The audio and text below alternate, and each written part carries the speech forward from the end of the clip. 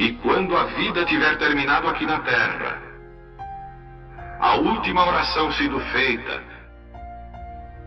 as batalhas terminadas, a fumaça dissipada, as armas penduradas, todas as Bíblias fechadas, e subirmos à tua casa, naquele amanhecer eterno e brilhante, quando os eleitos se reunirem em seu lar, além do sol, como disse o poeta, Senhor, ao ver aquela mesa posta para a ceia com quilômetros de comprimento, olhando-nos uns aos outros de frente, veteranos com cicatrizes de batalhas, lágrimas de alegria caindo de nossos rostos, e o Rei saindo em sua beleza e santidade, andando ao longo da mesa e com suas próprias mãos enxugando todas as lágrimas, dizendo: não chores mais, tudo tem terminado, entra no gozo do Senhor. As lutas do caminho serão como nada, Pai, quando chegarmos ao fim da jornada.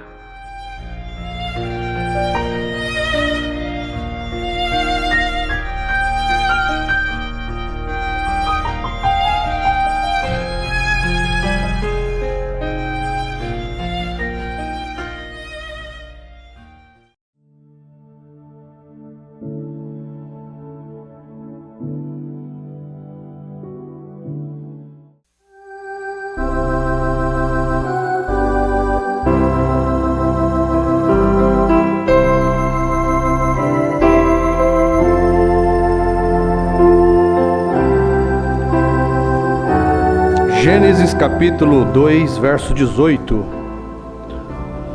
Livro do Gênesis, capítulo 2, verso 18. Uma boa noite a todos, no nome de Jesus Cristo.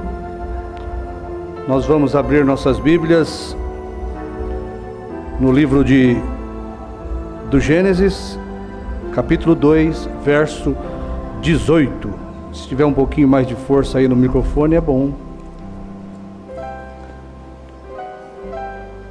Todos acharam aí? Diz assim: E disse o Senhor Deus: não é bom que o homem esteja só. Far-lhe-ei uma adjuntora que esteja como diante dele. Havendo, pois, o Senhor Deus formado da terra todo animal do campo, toda ave dos céus, os trouxe a Adão para ver como lhes chamaria. E tudo que Adão chamou a toda alma vivente, isso foi o seu nome. E Adão pôs os nomes no gado, e às aves do céu, e a todo animal do campo, mas para o homem não se achava adjuntora que estivesse como diante dele. Então o Senhor Deus fez cair um sono pesado sobre Adão, e este adormeceu, e tomou uma das suas costelas, e cerrou a carne em seu lugar. E da costela que o Senhor Deus tomou do homem, formou uma mulher. E trouxe a Adão, e disse a Adão: esta é agora osso dos seus ossos, e carne da minha carne. Esta será chamada varoa, porquanto do varão foi tomada. Precioso Pai, nós agradecemos o Senhor pela sua graça, pela sua misericórdia, e queremos nesse instante pedir a tua ajuda, o teu auxílio, Pai, para que sejamos capazes, ó Deus, de trazer a tua palavra como ela é, como ela está escrita, como ela foi entregue pelos teus servos mensageiros, Pai. Dá graça para a tua igreja compreender e entender a hora em que estamos vivendo, que cada um aqui possa tomar posse da sua bênção, da sua posição no arrebatamento, que cada um possa refletir, Pai, a sua vida, levar a sério, Pai, a tua obra, que cada um aqui possa tomar sua parte no corpo de Cristo, Pai. Em nome de Jesus, toma o controle de tudo e de todos, Pai. Que haja uma harmonia perfeita entre nós e o Senhor, enquanto o Senhor nos fala, enquanto nós o ouvimos, ó Pai. Pedimos as tuas bênçãos, Senhor, em nome do Senhor Jesus Cristo. Amém. Podeis assentar. Nós tomamos aqui algo da palavra de Deus para falar um pouquinho mais acerca desta grande mensagem que temos e tentar transmitir um pouquinho mais da verdade de Deus para este dia. Amém? Deus abençoe os aqui presentes e aqueles que estão também nos ouvindo nesse instante, né? Pela internet, nos seus lares. Eu creio que é um grande privilégio a gente poder sentar, né? Esquecer tudo que está lá fora e concentrar a nossa mente na palavra, dar nossa atenção à verdade, né? Enquanto você dá atenção à palavra, você honra a Deus, você o louva, você o glorifica, né? E enquanto o Espírito Santo nos fala, nós vamos aprimorando a nossa fé, né? Vamos lapidando o nosso conhecimento, e enquanto o rapto não acontece, estamos debaixo deste sol mortal, continuaremos a aprender, tá certo? Continuaremos a errar, mas continuaremos também a nos levantar pedindo perdão a Deus. O verdadeiro cristão, ele pode errar, pode pecar, mas se ele tiver Cristo, Deus em seu coração, ele vai se levantar cada vez. Amém? E é Deus que faz isso no coração do homem. Eu tenho um assunto aqui que eu quero falar com os irmãos, se Deus me ajudar, é sobre Brana e João, um casal perfeito. Brana e João, um casal perfeito. O profeta, ele fala na sua mensagem obra-prima, e ele dá para nós aqui um grande ensinamento, mostrando o que estava dentro do coração de Deus, tá certo? Tudo que você vê na terra expressado nos filhos de Deus, é aquilo que Deus tinha dentro dele, né? Pela criação você deve conhecer o seu Deus, por aquilo que Ele criou, por aquilo que Ele fez, né? Deus, na sua criação, expressa todo o seu sentimento, todo o seu pensamento, né? E quando Ele fez o mundo, na sua criação do Gênesis, Ele começa a trazer a sua criação, né? Criando a vida botânica, criando a vida animal, os répteis, criando os répteis rastejantes, criando os quadrúpedes, tá certo? E ele vem elevando a sua criação, né? E aí chega no macaco. Você pode perceber, por isso que essa teoria fajuta de Darwin, eles formam ali um animal rastejante e vem, daqui a pouco aparece um macaco ali e o macaco se transforma num homem. Deus criou cada um conforme a sua espécie, meu irmão. Entendeu? Não tem nada de evolucionismo, não, é criacionismo. Deus criou cada um conforme a sua espécie. E Ele veio criando, mostrando que Ele chegaria a uma obra-prima. Então Ele cria a vida botânica, né?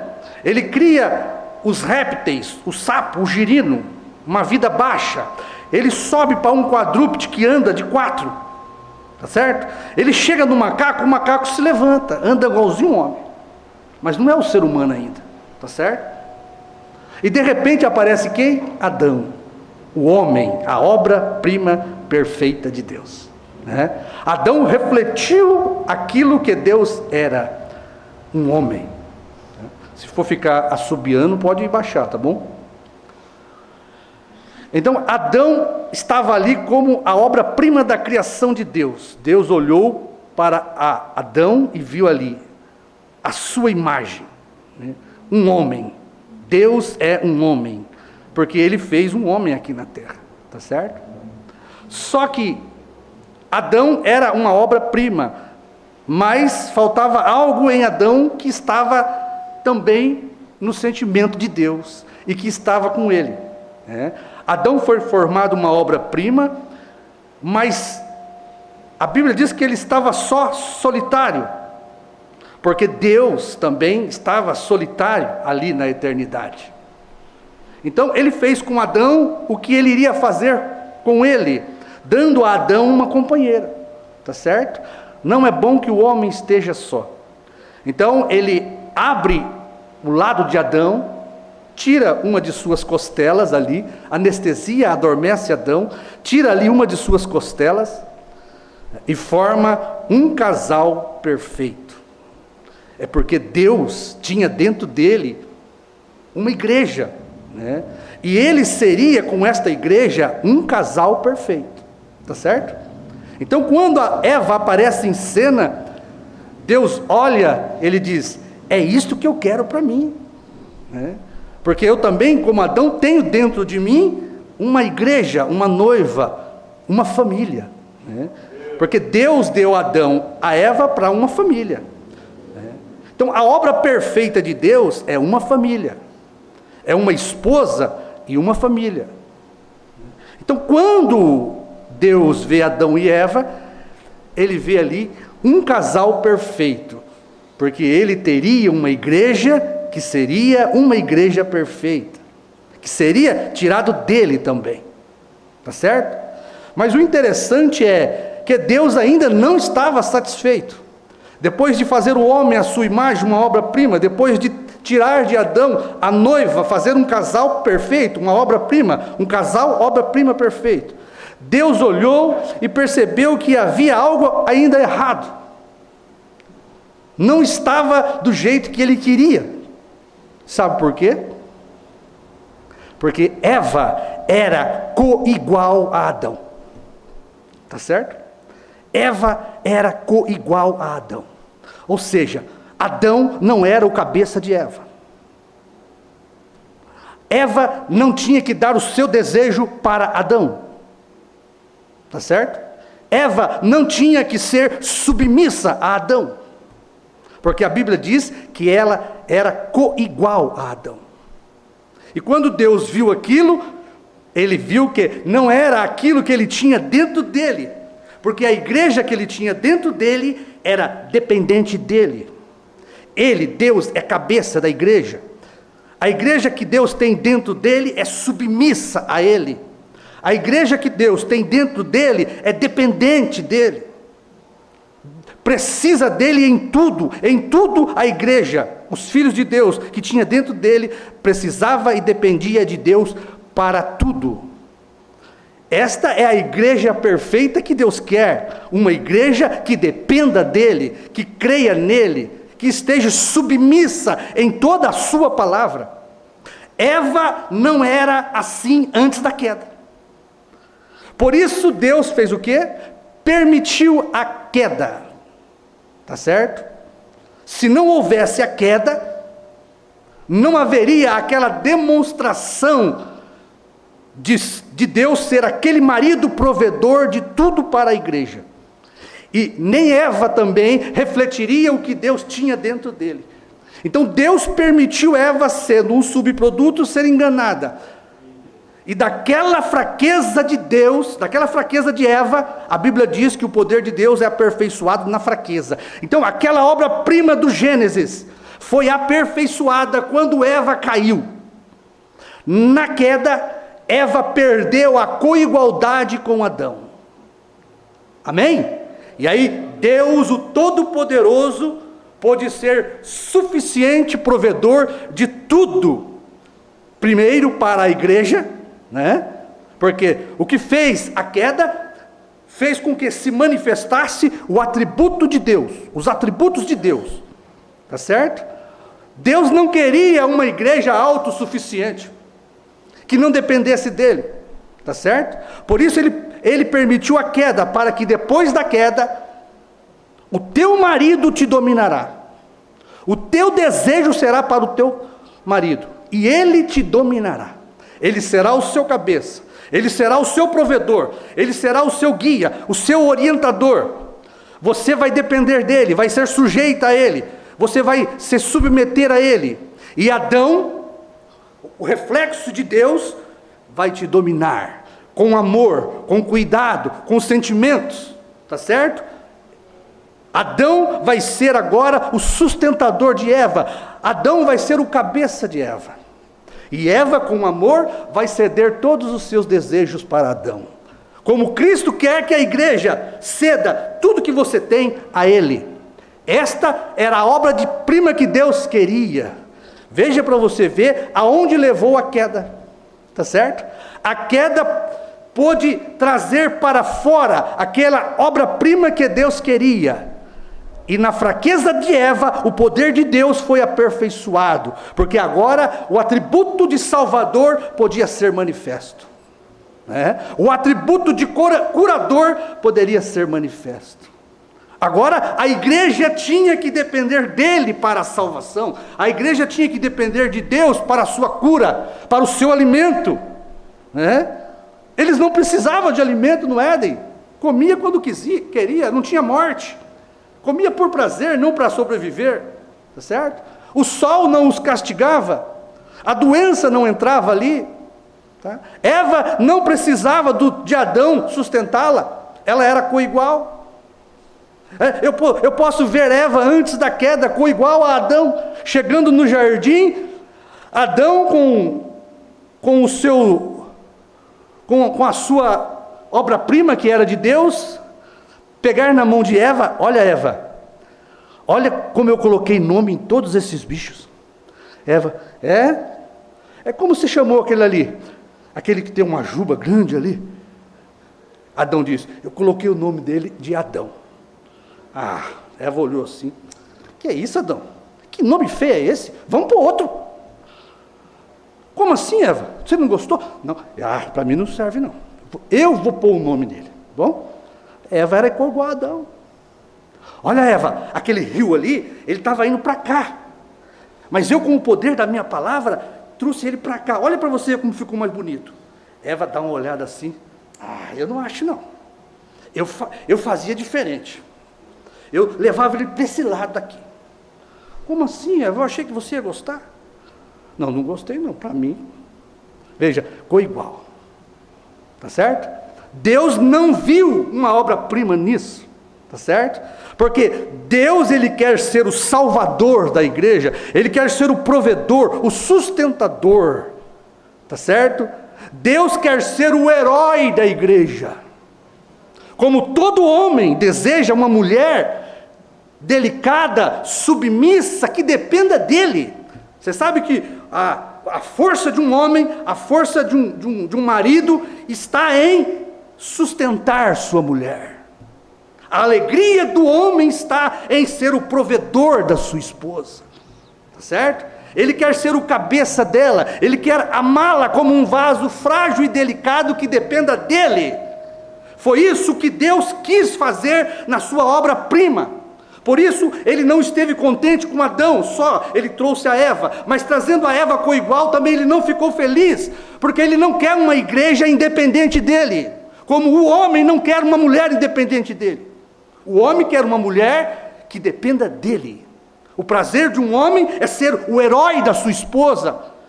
Tá certo? O prazer do homem é trazer para a sua casa o trabalho das suas mãos e a sua esposa ficar feliz com aquilo. Olha minha esposa, veja aqui o que eu fiz para você. Ele quer ouvir o quê? Eu também posso fazer. Não. Olha que coisa linda, muito obrigado meu esposo, estou muito feliz com o que você está fazendo por mim. É isso que Deus quer da igreja. Você já pensou uma igreja que não precisa de Deus, que não depende de Deus? Por isso ele permitiu a queda, para que nós como igreja fôssemos sujeitas a Ele, submissas a Ele, tá certo? Sem mim nada podeis fazer. Tá certo? E é assim que um marido, ele quer que a sua esposa se sinta totalmente submissa a ele por amor.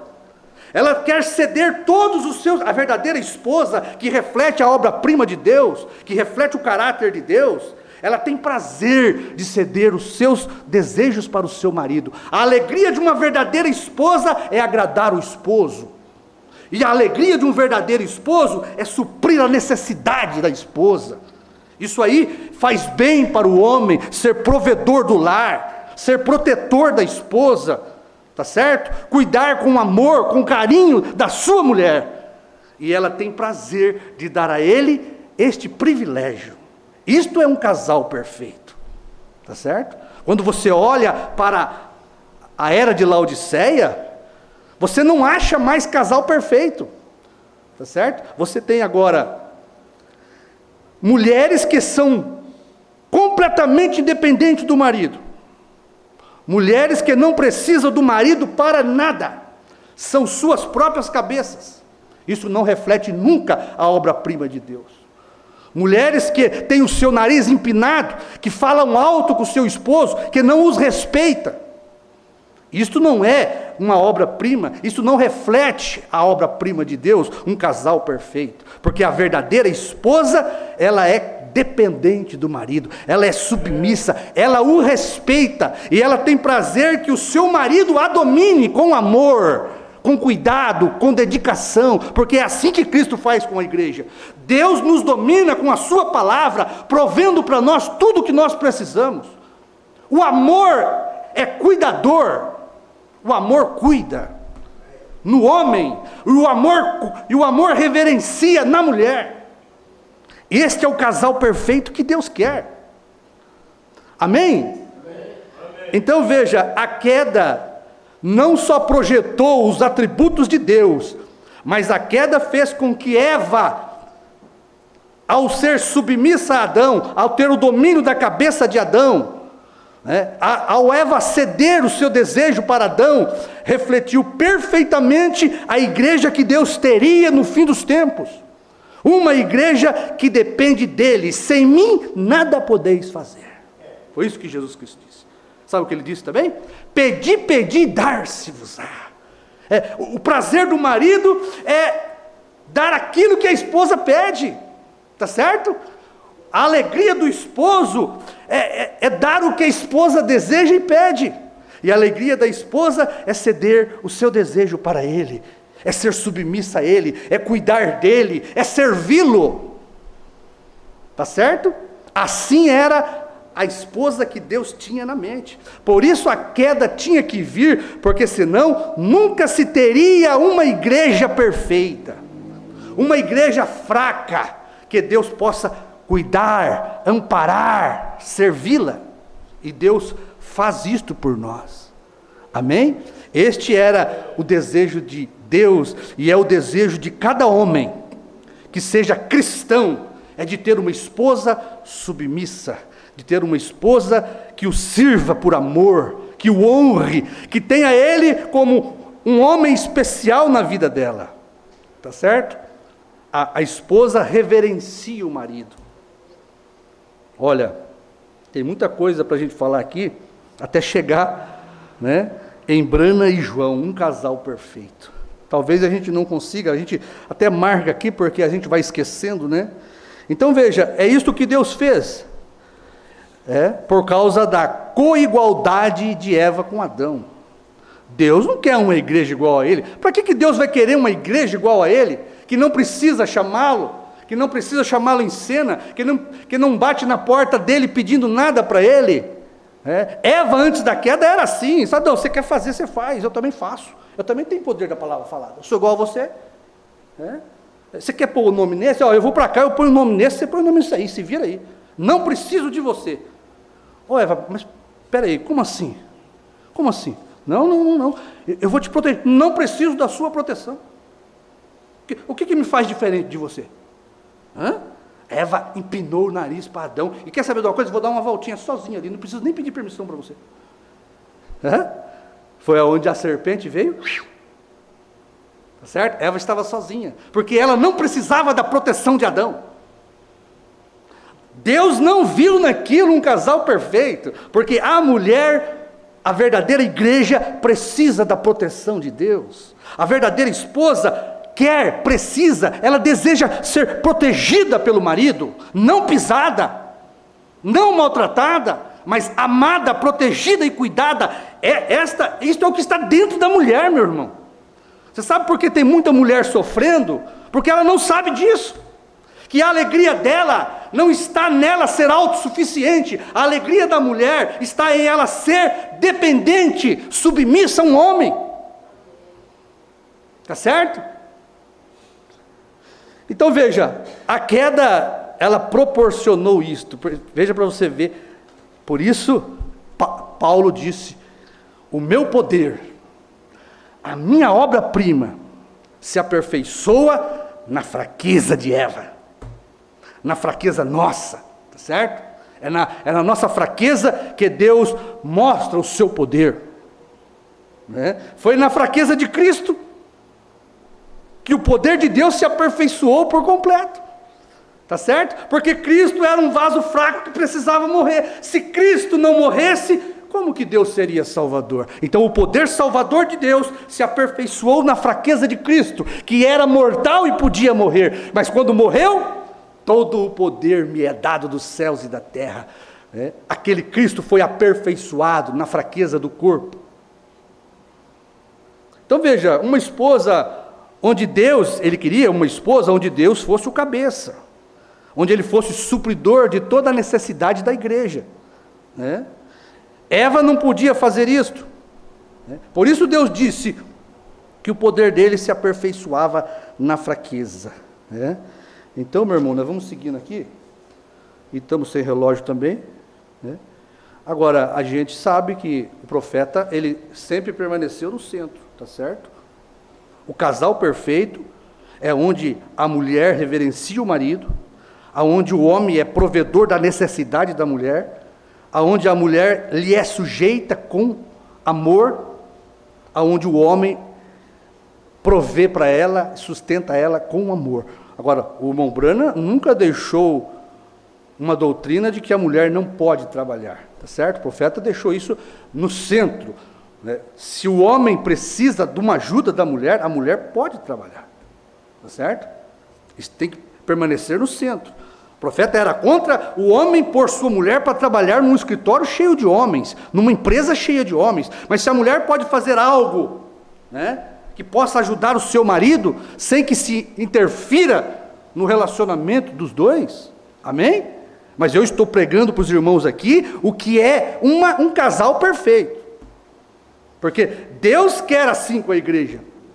E a igreja deste dia, ela é autossuficiente. As mulheres deste dia são autossuficientes, tá certo? Porque os homens foram frouxos e covardes e deixaram, tá certo? Os homens se tornaram maricas, covardes, e não deram conta de sustentar suas mulheres. E as mulheres tomaram conta do lar, mandaram o marido trocar a fralda dos filhos e ela saiu para trabalhar, tá certo? Ficou sozinha. Não preciso de você. E foi aonde Satanás toma conta das mulheres. Porque você vê casos de traição, adultério, lares desfeitos, porque a mulher não fica no seu lugar. Toda essa destruição veio porque a mulher não quer ser submissa a um homem. Toda essa destruição vem porque a mulher não tem o caráter de Deus, o homem não tem o caráter de Deus nele. Você sabe que o profeta ensina que um casal perfeito é formado com homem, mulher e Deus. Se não tem Deus, não é um casal perfeito, tá certo? Porque o que une um casal em amor é Deus, é ela crendo, é ele crendo. É Deus gerando o caráter nela para ela servir o marido e ser submissa a ele com amor. É Deus gerando o caráter no homem para ele ser fiel à sua esposa e não ter outra, e cuidar dela com amor, e manter sua palavra. O problema disso é que Deus sai do quadro do casal e o Satanás entra, tomando conta, dividindo, separando. É isso que Satanás faz. Quando ele consegue tirar Deus do quadro de um casal, é ali aonde ele coloca a sua cunha, tá certo? Mas se o casal tem Deus, o caráter de Deus está nele, para ele manter a sua palavra até que a morte o separe. O caráter de Deus está nela, para que ela sirva-o, ame-o, seja submissa a ele, tá certo? Irmão, o problema de casais separar, não é incompatibilidade de gênio, não é falta de dedicação, não é falta de carinho, não é falta de cuidado, não, é falta de Deus. Tá certo? É como o pecado, né? Fumar, matar, beber, roubar, não é o pecado. Pecado é incredulidade, é não crer na palavra, aí você faz estas coisas. Então, da mesma sorte, um casal feliz é um casal que tem Deus ali. Então, o problema das separações dos lares, das pessoas, dos casais, não é falta de amor, de cuidado, de fidelidade, não, é falta de Deus, porque se Deus está no coração da mulher, no coração do homem, eles se amam um ao outro, eles cuidam um do outro, eles vivem um para o outro, eles guardam sua palavra de fidelidade, porque o caráter de Deus está neste casal, tá certo? Mas quando eles perdem o caráter, perdem Deus, a divisão entra, a separação vem, porque Deus sai fora do quadro, amém? Então todo homem, todo jovem, né? Todo jovem que ainda não casou, toda jovem que ainda não casou, deveria ser como Deus, criterioso na escolha da sua mulher, do seu marido, tá certo? Para que se forme um casal perfeito. Agora, casal perfeito não quer dizer que não vai haver desentendimento, não vai haver ali uma briga ou outra, não. Isto aí vai haver, tá certo? Mas o problema é não ter Deus ali para que eles permaneçam unidos.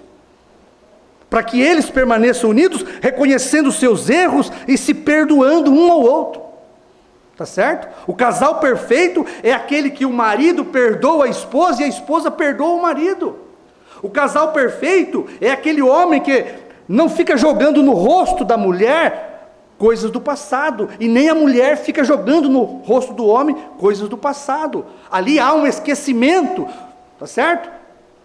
Quando acontece uma briga, uma discussão, logo Deus, no coração da mulher, do homem, os une de volta, e um reconhece o erro do outro, e pede perdão, e esquece, joga no mar do esquecimento, não se lembra mais, e continua unidos pela palavra de Deus, amando a Deus, obedecendo a Deus. Então, um verdadeiro homem, um verdadeiro marido, irmão, ele quer ser o quê? Herói da sua esposa, tá certo? Um verdadeiro homem, ele quer cuidar da sua esposa como um vaso frágil e delicado. Este é o caráter de um homem cristão, que tem Deus no coração.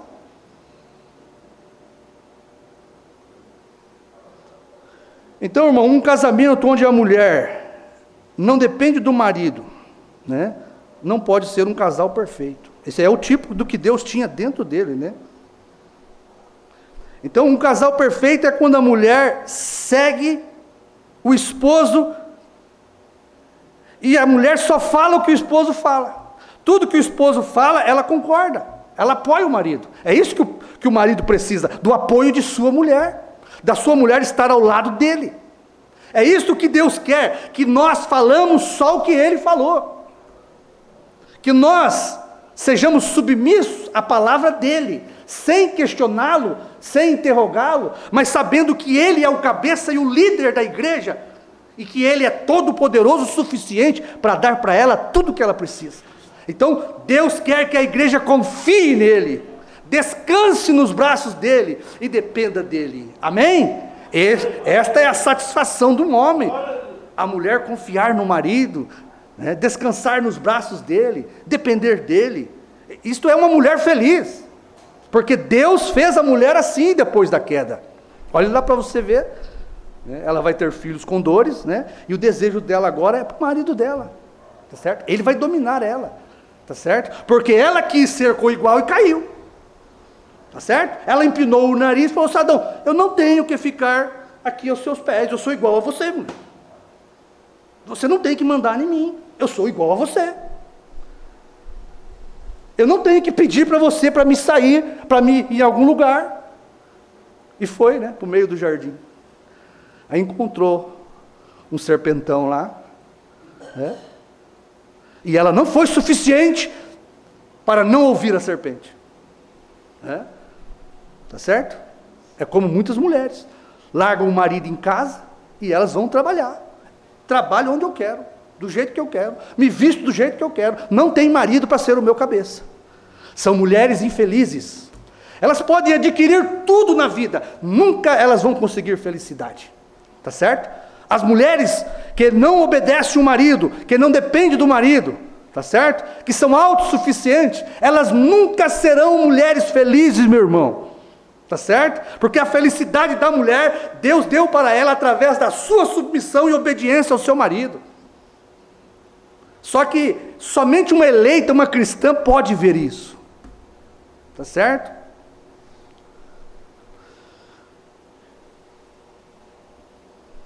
Então, um casal perfeito é quando a mulher segue o seu marido.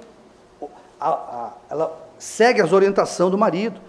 O marido, tendo um caráter cristão, tá certo? Ele mostra para ela que ele é capaz de amá-la, né? De cuidar dela. Agora, se o marido não tem caráter cristão, como que a mulher vai se submeter a ele? Então nós tivemos... Agora, quando você fala de casamento, né, a gente lembra do pastor Osmar, né? Você vê que o ministério de João é o tipo da esposa de Cristo, tá certo? Eu nunca vi na minha vida um homem pregar sobre casamento como o pastor Osmar pregava, tá certo? Nunca eu vi na minha vida um homem ser tão detalhista para ensinar o casal como se comporta um homem cristão, como se comporta uma mulher cristã, tá certo? Veja que até o que o pastor Osmar pregava e ensinava sobre casamento, vindicava que ele era o representante da esposa de Cristo, tá certo? O pastor Osmar tomou as mensagens, né? O play das fitas de William Branham, tá certo? Tomou a inspiração das fitas. Ele foi capaz, sob a inspiração de Deus, com maestria, ensinar, tocar em pontos que o irmão Branham nunca tocou. Porque o pastor Osmar, como qualquer outro pastor, estava livre, sujeito ao poder de Deus tomá-lo. Se o pastor Osmar tivesse ficado com o play das fitas, nós nunca receberíamos ensinamentos sobre casamento, meu irmão. Tá certo? Nós só ficaríamos com o que o profeta falou. Se o pastor Osmar não fosse tomado por inspiração para pregar para nós a terceira etapa, aquilo que o irmão Branham não podia explicar, nós nunca teríamos fé de rápido. Tá certo? Se ele ficasse com o play do irmão Branham, da primeira e segunda etapa, nós nunca saberíamos o que é a terceira etapa. Agora aparecem pastores, depois da morte do pastor Osmar, homens defamando, ministros que defamam em cima do púlpito, ministros que exalam ódio em suas pregações, ministros que são blasfemos, que não hesitam em falar mal do outro pastor, tá certo? Que passa por cima daquilo que o pastor pregou, que não era para fazer disso uma doutrina, né? E separam uma igrejinha que o pastor Osmar tinha deixado unida. O pastor Osmar cuidou para que essa igreja permanecesse com a palavra, tá certo? Mas você tem que saber, irmão, que a principal causa da separação não é o aperto play. Isso aí foi um subterfúgio para justificar a divisão. A divisão foi porque estes pastores queriam o lugar do pastor Osmar lá em Franca. É a única explicação para esta divisão. Porque se esses pastores tivessem no púlpito de Franca, eles nunca inventariam esta doutrina para separar a igreja. Tá certo? Nunca eles fariam isso para dividir a igreja. Mas os ciúmes, a inveja, tá certo? A falta de caráter da esposa que não está neles, fez com que eles se rebelassem contra a palavra. Eles nunca foram esposa de Cristo. Só namoradeiras esses ministros foram. Porque do contrário, se eles fossem a esposa de Cristo, eles permaneceriam com aquilo que João, o representante da esposa, deixou. Mas por inveja, por ganância a dízimos e dinheiros, eles inventaram, tá certo? O aperto play para dividir. Mas tudo por ciúmes e inveja do púlpito de Franca. Eu duvido que se esses homens fossem eleitos para o púlpito de Franca, eles teriam feito isso. Por que eles não falam para a sua igreja? Por que eles não concordam de se ter um pastor em Franca? Porque a principal divisão foi por causa disso. Porque não concordaram com o pastor eleito legitimamente lá em Franca. Tá certo? Aí separou por causa disso. Aí tiveram que inventar o aperto play, né? Falta de caráter da palavra, da esposa de Cristo, que eles não tiveram. Porque o caráter da esposa de Cristo permanece com aquilo que o esposo deixou. O próprio Mombrana não deixou que isto acontecesse nos tempos dele. O próprio Mombrana disse que não era certo, que todos deveriam pregar, aqueles que tivessem chamado deveriam sair para pregar, sob inspiração da Bíblia, tá certo? E assim o pastor Osmar disse, sendo representante da esposa, exatamente o que o esposo falou: não aceitem, não permitam esta doutrina, não é de Deus. Pastor Osmar, sendo representante da fiel esposa de Cristo, permaneceu com o que Brana, Cristo, nosso esposo, deixou para nós.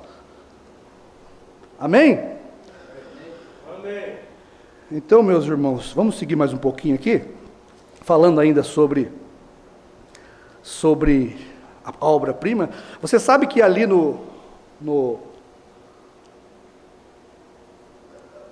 ali no Velho Testamento, depois que Deus viu naquele casal ali, né, depois da queda, Deus viu naquele casal, embora estivessem caídos, embora o pecado tivesse entrado, mas ele tinha um propósito, porque agora ele podia ser o salvador da igreja. Agora Deus podia ser o provedor da cura, ele poderia ser Jeová Jireh, Jeová Rafá, Jeová Nissi, o Deus provedor, o Deus que sara, o Deus que cura, o Deus que dá paz, Shalom, Jeová Shalom, né? Jeová Justiça. Agora ele poderia exercer aqueles 7 nomes, os atributos daqueles 7 nomes para a sua esposa, para a sua igreja. E agora Adão teria agora a submissão de Eva. Ali estava um casal perfeito, mas Deus permitiu a fraqueza do pecado entrar, para que ele pudesse ser uma obra-prima, como a obra-prima de Miguel Ângelo, né? Qual que foi para o Mombrana, quando ele fala de Miguel Ângelo? Depois que Miguel Ângelo fez aquela estátua de Moisés, de pedra, ficou tão perfeita que ele estava ainda com o martelinho na mão, ele chegou bem perto da cara de Moisés, e ele se sentiu tão inspirado, porque ficou tão perfeito que era Moisés para ele, que ele começou a chorar e meteu um martelo no joelho de Moisés. Fala, Moisés! E ali quebrou a estátua no joelho, tá certo? Mas ele se sentiu tão inspirado, que ele teve que fazer aquilo. E o profeta diz: para mim a obra-prima foi aquele pedaço ser tirado de Moisés. Aí Deus traz isto para a nossa obra-prima da cruz do Calvário, tá certo? Aí o que faz Deus depois que ele tem aquele casal, que o pecado entra? Deus começa a pensar em uma outra obra-prima, porque agora ele iria fazer... Ele refletiu em Adão e Eva o que ele queria, mas ele queria ser uma obra-prima. Deus queria que se extraísse dele a sua esposa. Deus queria ter a sua própria família. Então Deus começa a trabalhar nos patriarcas e profetas, tá certo? Então ele começa a fazer ali um fundamento, diz o profeta Abraão, o fundamento de Abraão. A fé é o fundamento, Abraão é o fundamento da fé. Abraão é o pai da fé, tá certo? Aí você vem, Isaac é o fundamento do amor. Deus, como ele fez ali com os animais até chegar em Adão, agora Deus está fazendo com os profetas e patriarcas, sendo tipo dele, até chegar em Cristo. Abraão, fé, fundamento fé. Amor, Isaac, o fundamento do amor é Isaac. Tá certo? Jacó, a graça de Deus, o fundamento é Jacó, a graça. Mas aí ele diz assim: quando chega José, José é a perfeição. Tá certo? Quando chegou José, José é o tipo do batismo do Espírito Santo, a perfeição. Amém? Olha, amém. Preste atenção. Abraão, fé, Lutero, o justo viverá da fé. Aí você tem Wesley, o amor, Isaac, tá certo? Aí você tem Jacó, a graça representa o Espírito Santo. Sabe o que o profeta fala sobre o Espírito Santo? Deixa eu ver se eu acho aqui para vocês verem.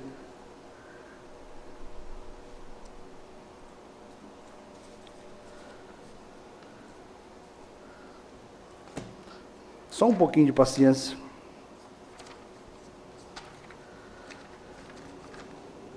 Olha, justificação, a fé, Abraão. Abriu o caminho para o amor, Isaac, a santificação. Santificação abriu o caminho para Jacó, o batismo do Espírito Santo, a graça. E a graça, o batismo do Espírito Santo, abriu o caminho para ele mesmo descer em perfeição. Amém? Veja, José, tipo perfeito de Cristo. José foi o que mais se aproximou daquele que era a obra-prima de Deus. Quando chega em José, só tem um risquinho na vida de José, né? Se os irmãos da primeira e segunda etapa crescem na Bíblia, tá certo? Eles creriam no novo nome, tá certo? Por quê? Se Cristo não tem novo nome, José também não podia ter. Porque se José é tipo perfeito de Cristo, e se José teve novo nome, foi porque Cristo projetou o seu novo nome em José. Olha a vida de José. José era espiritual e tinha sonhos. Ele era odiado pelos seus irmãos e amado pelo seu pai. Olha que perfeito. José era amado do seu pai. Este é meu filho amado, em quem me comprazo habitar. José é vendido por 30 moedas de prata. Jesus vendido por 30 moedas de prata. José é jogado no calabouço. Tem o padeiro mor e o copeiro mor. Jesus pregado na cruz. Tem um ladrão à esquerda e uma à direita. Um vai para o paraíso e o outro vai para a morte. Um copeiro é restaurado à sua posição com o faraó e o outro é enforcado. O que acontece quando José vai para o palácio de faraó? Você não vai chamar mais José. Agora o seu nome é Zafenate Paneá. Tá certo? Que mais? Que mais que acontece? Depois que José vence o calabouço, ele é exaltado à destra de Faraó. Cristo venceu a morte e o inferno e subiu com o novo nome, diz o irmão Brana, parágrafo 283, primeiro selo. O que acontece? Sobe José à destra de Faraó, sobe Jesus à destra do Pai com um novo nome, sobe José à destra de Faraó, Zafenate Paneá não chama mais José. E que mais acontece? José toma uma esposa gentia ali do palácio de Faraó. O que acontece com Cristo? Toma uma esposa gentia aqui de 7 eras da igreja. Tá certo? E como que esta noiva gentia chama? Olha como que chamava a esposa de José, Zenate Paneá. Como que chamava José? Zafenate Paneá. Olha, bem parecido, não é?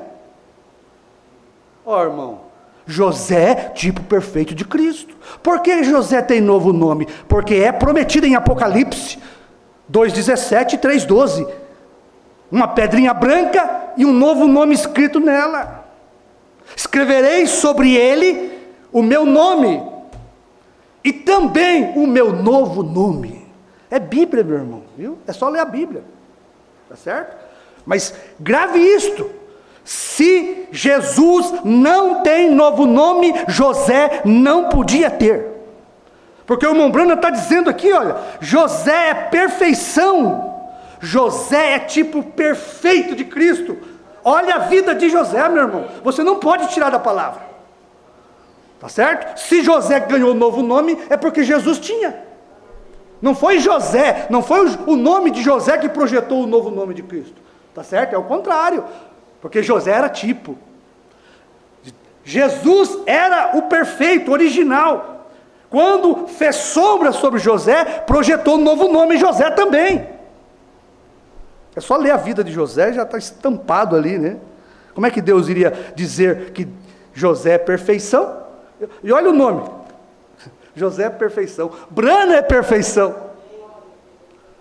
Então você tem ali aqueles fundamentos, né? É muito bom a gente passar por isso. Abraão, fé, Lutero, né? Isaac, amor,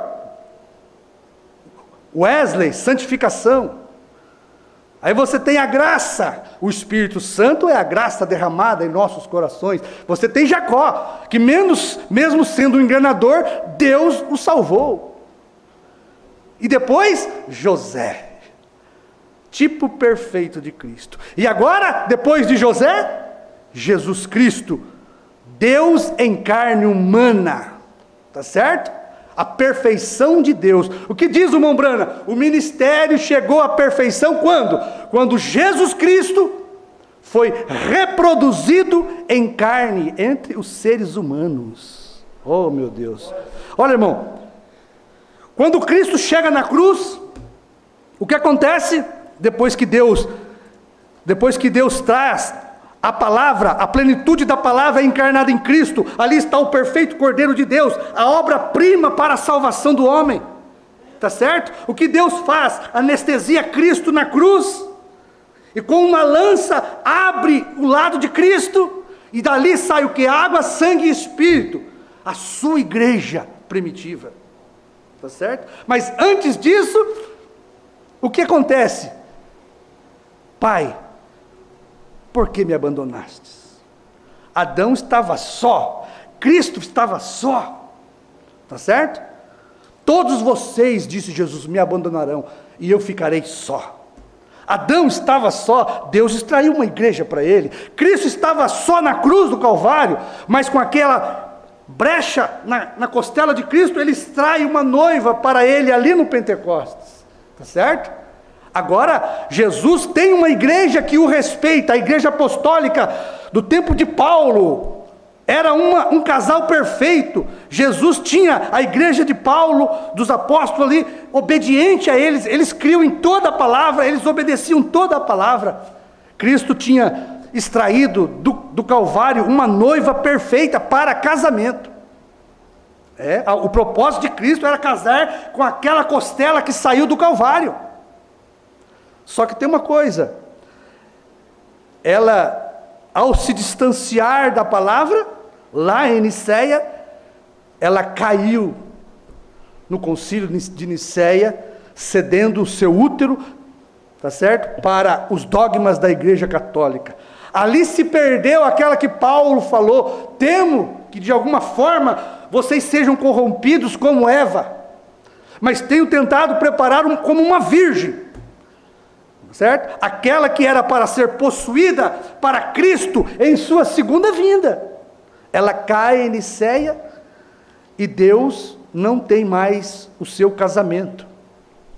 Agora, Deus fez a obra-prima da criação, Adão, que era aquele casal perfeito depois da queda. Deus fez a obra-prima do Calvário para extrair dele uma esposa perfeita para casamento, ela caiu. E agora o que Deus faz? O que Deus faz? Deus começa a fazer novamente um fundamento para trazer a sua terceira obra-prima, tá certo? Para um casamento aqui no final da era. O que ele faz? Ele levanta Lutero, a primeira igreja luterana. Lutero morre, a igreja luterana empina o nariz, eu creio só em justificação. Pronto, acabou. Essa não serve para ser a esposa de Cristo, tá certo? Ela é autossuficiente, ela não precisa de mim, né? Lutero fumava cachimbo, Lutero era batizado no nome do Pai, do Filho e do Espírito Santo.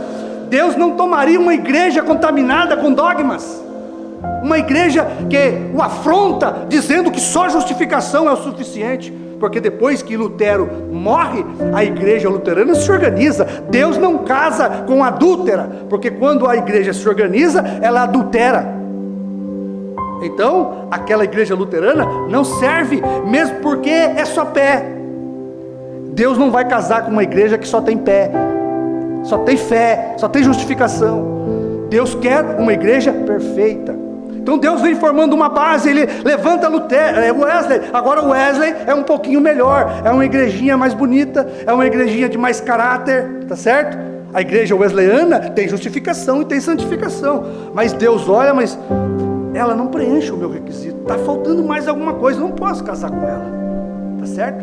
Ela tem metodismo nela, ela criou uma regra em torno da santificação, ela empinou o nariz para mim dizendo que não precisa do batismo do Espírito Santo, que só santificação e justificação é suficiente. Esta igreja não serve para mim, eu quero uma que creia em toda a palavra, tá certo?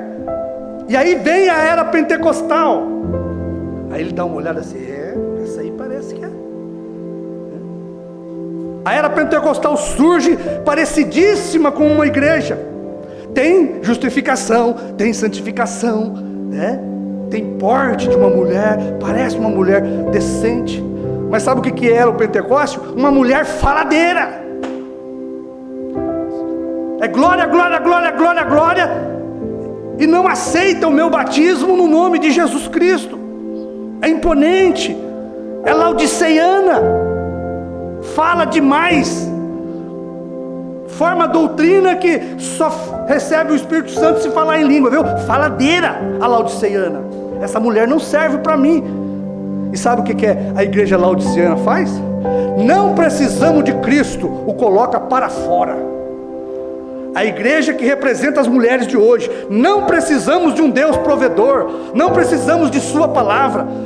Apóstolo Paulo não tem que ditar regra aqui não, nós andamos como nós queremos, e nós falamos no púlpito e ensinamos o que nós queremos, e os nossos maridos estão aqui, ó, e nós não precisamos de você, pôs Cristo para fora, tá certo? Foi isso que Laodiceia fez, a igreja que representa as mulheres, não preciso de marido, estou abastecida de bens, sou rica, a Bíblia diz que ela é cega, miserável, nua e não sabe. É assim que é cada mulher, tá certo? Que empina o seu nariz para o seu marido e não depende dele para nada. É uma laodiceiana, cega, miserável, nua e não sabe. Agora veja, depois que Laodiceia põe Jesus para fora, a Bíblia diz que Mombrano diz que ele retorna como filho do homem, tá certo? Na sétima era. Apocalipse 10, ele retorna como o sétimo anjo, tá certo? Agora o ministério chegou à perfeição, a obra-prima chegou à perfeição. Você sabe que em Jesus, a obra-prima, ali do Calvário, se encontrou todas as promessas do Velho Testamento. Agora nesta obra-prima, Brana, B-R-A-N-H-M, se encontrou todas as promessas do Velho e do Novo Testamento. Agora Deus tem a palavra encarnada, Deus em uma carne humana, a obra-prima de Deus refletiu no sétimo anjo. Por isso a Bíblia diz, o Mombrano diz, 7 é o número perfeito de Deus. E o ministério chegou à perfeição quando Jesus Cristo foi reproduzido novamente entre os seres humanos. Quando o sétimo anjo toca a sua trombeta, todos os mistérios da Bíblia são revelados. O novo nome é revelado, tudo, os trovões são revelados. O profeta diz, Cristo é os selos que foram abertos, tá certo? A terceira etapa foi a revelação dos 7 selos, os mistérios de toda a Bíblia. Agora você tem em carne humana a obra-prima perfeita, com 7 letras, encarnada, Jesus Cristo reproduzido no natural, em seres humanos. Primeiro em um ser humano, ali estava B-R-N-H-A-M, a obra-prima de 7 eras, tá certo? Agora, cadê a esposa para esta obra-prima? Adão estava só, Cristo, todos me deixarão só. Por que, Pai, me abandonaste? Agora, Brana, a obra-prima de Deus, pregando, e o que ele diz? Vou perder 10.000 de meus amigos, e ninguém está vendo esta obra-prima. Eu sei que vocês não estão vendo. Eu estou sozinho novamente. Novamente o que acontece? Brana morre. E o que Deus faz? Deus pega o sétimo selo. Apocalipse 10 é o sétimo selo. Apocalipse 10 é a obra-prima de Deus. Tá certo? Assim como Adão, Eva estava dentro de Adão, assim como Cristo, a igreja estava dentro de Cristo, agora a esposa está dentro do Apocalipse 10. Tá certo? O que acontece ali? Lá Adão foi cortado e tirado a costela para fazer Eva. No Calvário, Cristo foi furado com uma lança, cortado para trazer a noiva. Agora veja o que Deus faz. Deus corta o Apocalipse 10. Fica Apocalipse 10 do 1 ao 7, o esposo. Ele tira do Apocalipse 10, que era o que? Cristo, o sétimo selo. Então Apocalipse 10 do 8 ao 11 é tirado do sétimo selo. Agora o que é João? Carne da carne do sétimo anjo, espírito do espírito do sétimo anjo, revelação da revelação do sétimo anjo, osso dos meus ossos, carne da minha carne. E é chamada o que? Brana, a esposa Brana. Amém? Mas veja que a esposa não pode ser tirada do primeiro selo. O primeiro selo não é ele.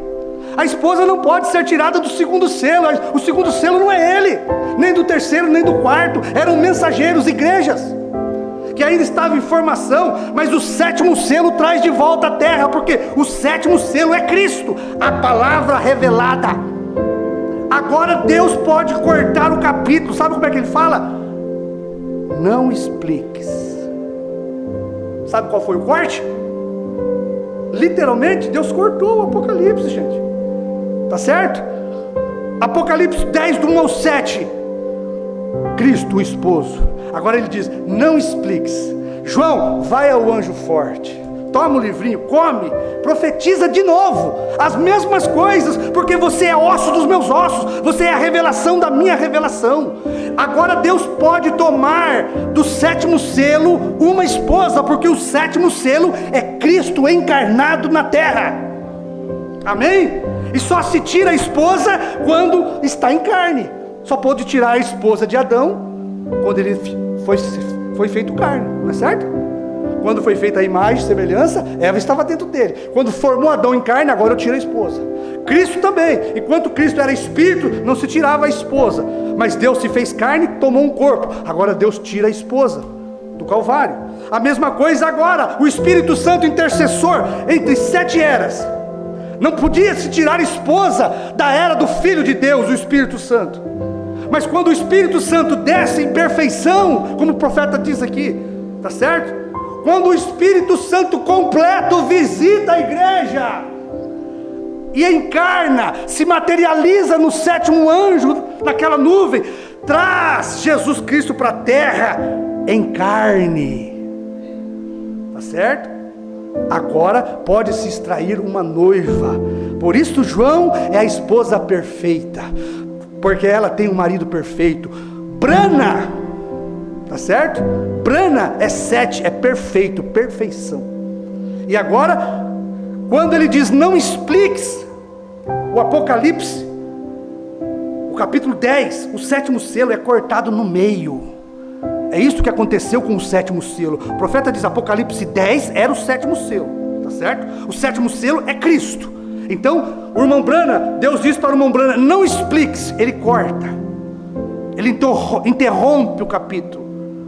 Agora você tem marido e mulher, tá certo? Apocalipse 10 do 1 ao 7 é o esposo. Apocalipse 10 do 8 ao 11 é a esposa perfeita, é o casal perfeito, tá certo? Por isso João profetiza de novo. E esta igreja que aparece quando João profetiza é submissa a tudo o que o marido falou, a tudo o que Brana pregou. Irmão, não é questão de nós crermos na revelação. Nós somos parte, a metade do sétimo selo. Os irmãos estão captando? Por isso esta igreja noiva João não vai cair, porque ela é parte do sétimo selo. O sétimo selo termina quando o rapto acontecer, tá certo? Você é parte do Apocalipse 10, que é o sétimo selo. Ó, irmãos, eu espero que vocês tenham esteja conseguindo ver isto, que é maravilhoso isso. Nós fomos extraídos do 7º selo, nós somos parte do 7º selo. O profeta diz que um pastor, a esposa dele, é 50% do ministério dele. A noiva aqui é 50% do ministério do 7º anjo, porque foi partido em 2. Aquele rasgo, você não vai dizer nada a ninguém. Agora Deus pode trazer uma esposa para ter seu ministério, falando só o que ele falou, pregando só o que ele pregou, concordando só com o que o 7º selo falou. Por isso, João e Brana formam um casal perfeito. Amém? Tinha mais coisas para nós falar aqui, mas o tempo não nos permite, né? E eu creio que eu tinha que atingir este objetivo, tá certo? Então a obra-prima de Deus chegou à perfeição quando Jesus Cristo foi reproduzido em carne humana entre os seres humanos, tá certo? Brana, B-R-A-N-H-A-M, a obra-prima de Deus, o 7º selo foi cortado no meio, dando assim, tirando do Apocalipse 10 do 8 ao 11, a costela do 7º anjo. O pastor Osmar ensinou isso para nós, isso é maravilhoso, viu? Isso não se choca, tá certo? Por isso ela não pode cair. Você acha que o 7º selo cai? O 7º selo é Cristo. Cristo vai cair? De forma alguma. E quem é o 7º selo? Agora, nós. O 7º selo termina quando nós formos arrebatados. Então, irmão, esta que é o 7º selo nunca cairá. Pode aparecer qualquer tipo de dogmas, pode aparecer qualquer tipo de interpretação errada. A esposa genuína ficará com o que o esposo disse. Ela não sabe fazer outra coisa. João come o livrinho, profetiza e fala exatamente o que o marido falou, porque ela faz parte dele. Ela é ele, diz o Mombrana, em outra forma, tá certo? Precioso Pai, agradecemos o Senhor por esta noite, por todas essas verdades que o Senhor tem trazido ao nosso coração, e para nós é um privilégio muito maravilhoso. Estamos felizes, alegres por poder ter o Senhor, ó Pai, nos ungindo, nos inspirando cada dia mais com a mensagem que João trouxe para nós, Pai. Em nome de Jesus Cristo, Pai, nós pedimos e agradecemos. Amém.